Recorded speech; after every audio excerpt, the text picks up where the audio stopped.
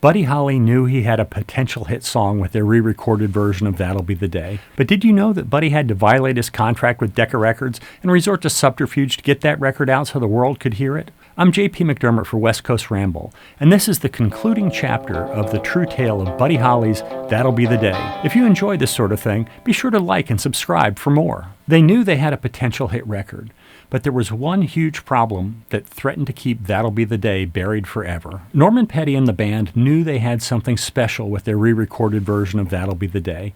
It was head and shoulders above the version that Buddy had cut in Nashville 7 months before. But in the couple of days following the session, those good feelings were replaced by concern. Buddy realized that he had a clause in his contract with Decca that prohibited him from re-recording and releasing any song that he'd already recorded for Decca, and he was bound to that clause for the next 5 years. While he was no longer a Decca recording artist, the great track they had just recorded could not legally be released. Buddy decided to call Decca and see if there was any way around this.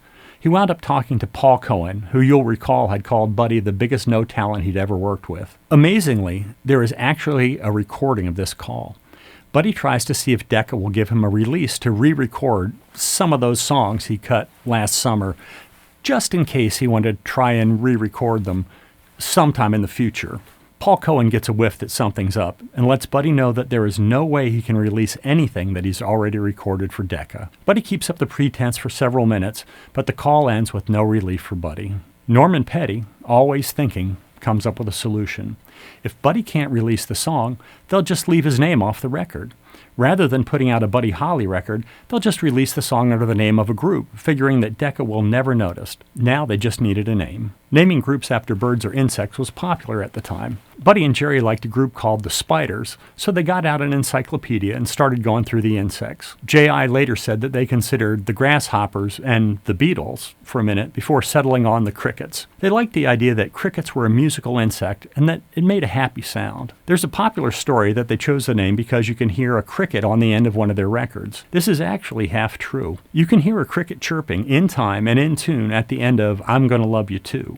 But by the time they recorded that song, the band had already been called the Crickets for about 4 months. When we think of the group today, we think of Buddy Holly and the Crickets. While they were often billed that way on performances, there were no records released by Buddy Holly and the Crickets during Buddy's lifetime.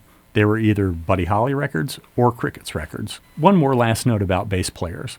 While Larry Wellborn is the bass player on That'll Be the Day, he was never officially a Cricket. Joe B. Malden, the 16-year-old bass player in Larry Wellborn's steady band, the Four Teens, was recruited by Buddy and J.I. for a pickup gig sometime in March 1957. On the drive home from the show, they asked him to join the band and promised that they'd be rich. Joe B. had heard it all before, but he agreed, signed the contracts, and officially became a Cricket. Now Norman Petty went to work, sending out the Clovis demo of That'll Be the Day under the name of the Crickets, with no mention of Buddy or his contractual obligations to Decca. In an interesting twist, that demo was picked up and released as a master on the Brunswick label, a subsidiary of Decca. So the world did get a chance to hear That'll Be the Day, and fell in love with Buddy Holly.